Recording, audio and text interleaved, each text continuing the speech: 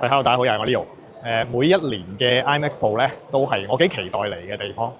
點解咧？有兩個原因。第一咧就係每一年呢度都會有一啲嘅新車發布啦，咁可以大致望一望未來一年嗰個電動車個行業趨勢係點。不過呢個都唔係最重要，最重要咧係因為 IMAX 咧每一年都係10月中尾先至搞咧，咁即係差不多代表今年又完啦。我今年又可以收爐啦，咁所以係幾開心嘅。咁我頭先好快咁樣行咗一圈啦，咁亦都帶大家去睇下今年有冇啲咩特別嘢好睇。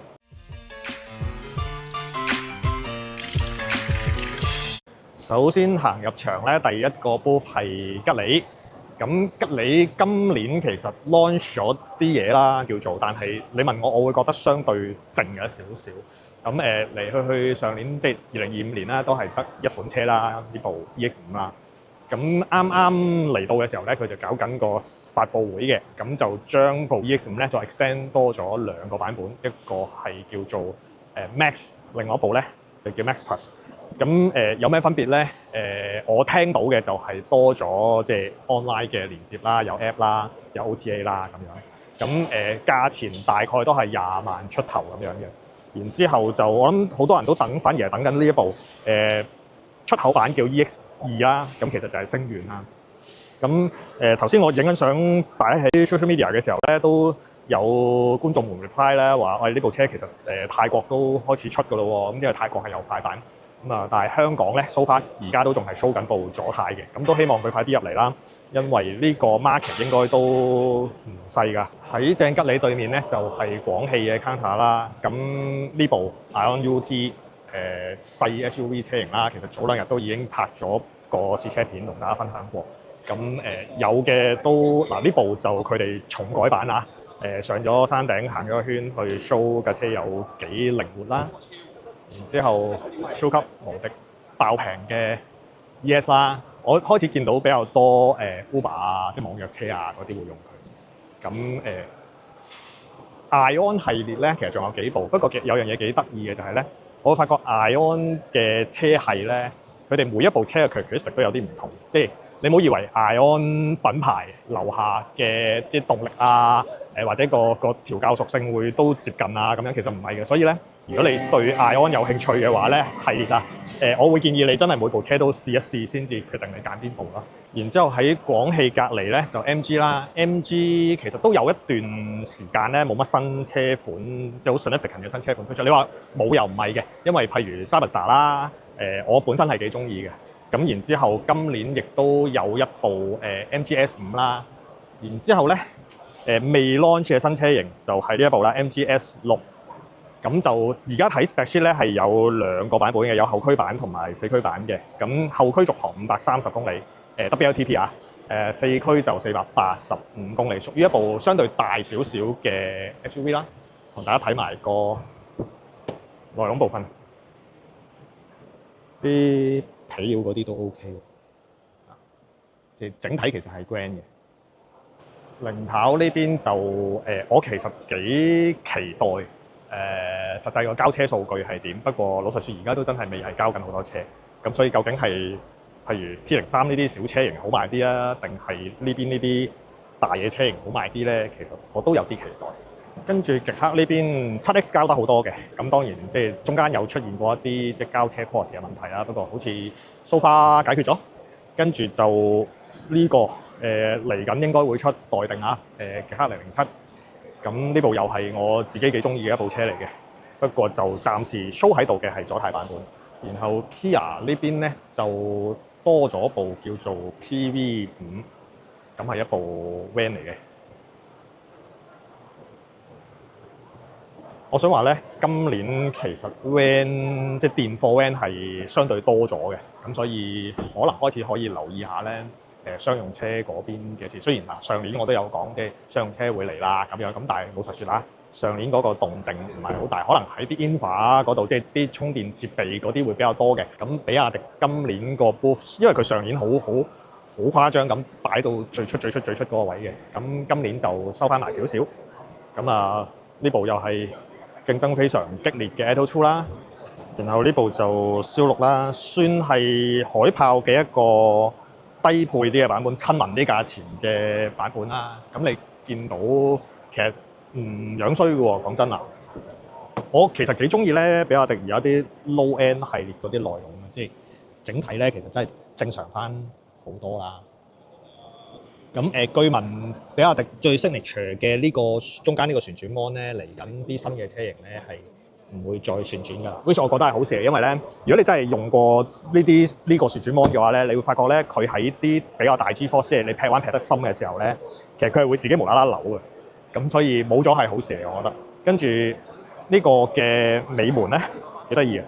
我頭先撳嘅時候咧，我以為佢係電尾啦，係咪？其實唔係㗎，佢係一條好硬嘅、好實嘅彈弓，所以佢係開得好 smooth。但係閂嘅時候其實都 smooth 嘅，單手唔係好使用力，但係佢係一個手動嘅尾冚嚟嘅。跟住嚟到50呢邊啦，50其實今年個動作應該會多，即係未來25年尾或者26年個動作應該相對多啲。因為之前其實50一般都係賣緊啲細車仔啦。咁佢喺國內就當然賣得好，但係喺香港咧就未算好理想嘅。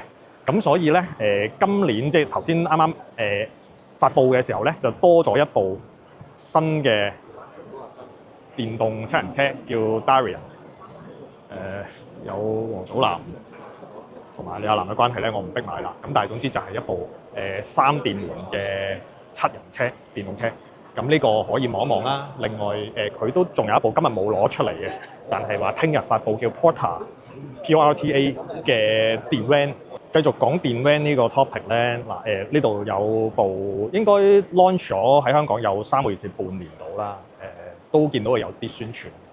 咁我都有一句啦，貨 van 佬同我哋自己揸私家車嗰個諗法好唔同嘅，因為我哋可能個公里數比較少咧，就頂籠一日叉一次，你真係揸得好勁都係一日叉1次電。但係貨 van 尤其跑台嘅咧，你好難叫佢叉完一次電之後做成日，未必做到。咁所以其實佢哋嗰個叉電嘅 infrastructure 對於佢哋嚟講係緊要嘅，尤其快充嘅 infrastructure 係緊要嘅。咁呢個當然見到而家喺個市面上係有改善緊嘅，咁但係都係有少少漫漫長路。希望26年可以見到對於針對商用車嘅充電網絡嘅完善，令到充電嘅即係商用車可以有多啲發展啦。跟住就吉祥呢邊，其實咧。我想話咧，呢架車上年 IMAX 都有拍過啦。我係有啲興趣，因為咧，其實佢嗰樣嘢睇落唔差嘅喎，而且佢價錢都 OK。咁當然啦，你話係咪所有國產車都係咁上下造型啊？係嘅。咁但係既然而今年個 trend，即係25年年尾嗰個 trend 咧，都已經係一眾10零萬嘅車型，大家都好 welcome 嘅時候咧，咁我就覺得佢好似有啲靜得滯，係咯。咁所以我會幾期待呢架車嚟緊，再喺香港有冇啲其他嘅發展啦。跟住咧，今年 IMAX 同往年有啲唔同嘅地方，就係往年比較後場呢邊咧係啲老爺車展比較多啦。今年咧轉咗 theme 啊，變咗東京改裝車展 something like that。咁我見到其實蘇粉都有嘅，咁好似仲有個車仔嘅簽名會。咁但係好老實講，呢個真係唔係我熟悉嘅範疇。咁所以咧，我好快咁帶大家行個圈快鏡，咁大家睇下有冇啲咩大家心水上嚟嘅，咁大家可以自己嚟睇。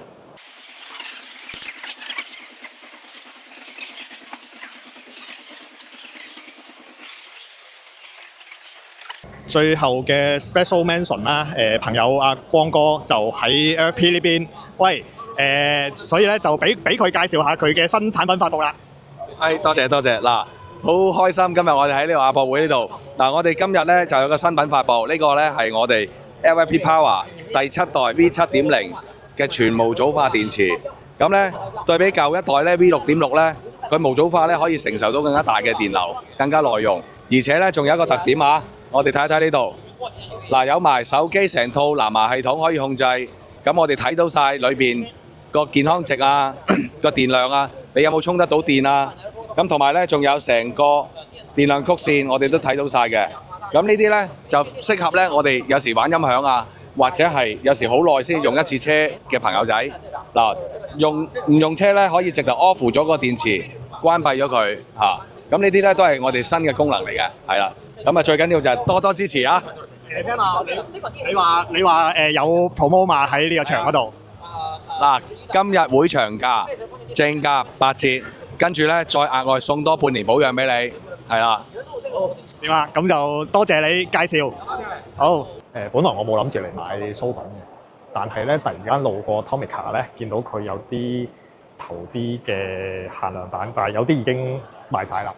咁然之後咧，仲有四驅兄弟啦，同埋後面我見到冇擺出嚟，但係有四驅小子喺度。跟住我隔離再見到有 Cyber Formula，所以就忍唔住手執咗盒。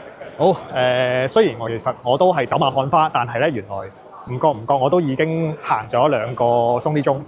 咁所以今年係幾多嘢睇嘅，我覺得。尤其如果你中意改裝車嘅話，因為咧IMAX 過往係後半場係 show 老爺車比較多，今年佢轉咗陣，變咗東京改裝車展咧，其實可以睇嘢多咗好多。咁但係有另一個比較大嘅喺電動車呢邊嘅感悟就係、我覺得電動車由我一開始拍片或者一開始搞 U-Boy 到而家都好幾年啦，都我諗貼住5年到嘅時間啦。其實已經由一啲相對小眾嘅嘢咧，變成咗一啲比較平民化嘅嘢，車價越嚟越平。